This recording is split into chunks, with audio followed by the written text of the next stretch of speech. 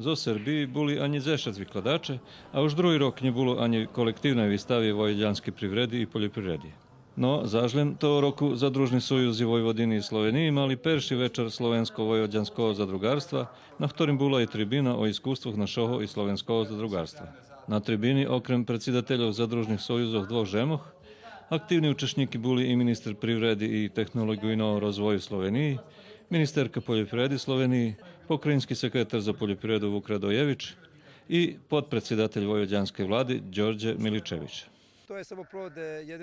To plod jedného dlhoročného sotrudníctva.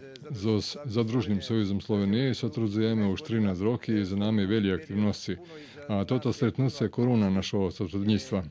Sljedujuće takve stretnuce planujeme u maju počas trvanja Novosadskog poljoprivrednog sajmu, kad napravime vojvođansko-slovenski zadružni večer. Tačno nas dam, že to prerošnje do tradicije.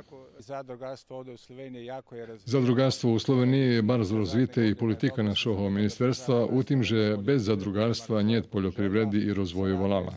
Sotrudnictvo među Slovenijom i Srbijom, odkedy ja znam, vše bilo uspješne. Treba, že bi sme napravili dejaki drobni premenki u zakonu, že bi naše sotrudnictvo bilo išće intenzivnejše, bo možljivosti za toto skoro nevyčerpne.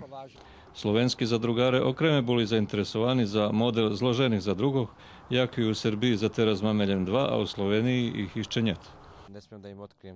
Nie smiem im ešte odkryť všetky tajny. Rozvíjame še postupne. Kúpili sme sortírku za ovoc, ktorá bude slúžiť celému valalu, a máme u plánu podpísať i kontrakt za jednu inozemnú firmu kolo vývozu našej ovoci. Slovenci ľubopetljivi i dávame im nahodu, že by nás naštiveli. U nas, jak poznate, situacija so zadrugarstvom ceple žimne. Dakuše znišuje, dakus vozdvihuje. Teraz ideme na lepše, ali naše ovocare majú veľký problém so zvývozom. Tam musíme vplyvovať i na ovocaroch, aj na vlast, že by utarhla za pojedné nepotrebné uredby, ktoré hartuša našu poljoprivredu. Pokrajinská vláda še má namíru idúceho roku znova zjaviť na tým sajmu zo kolektívnu výstavu.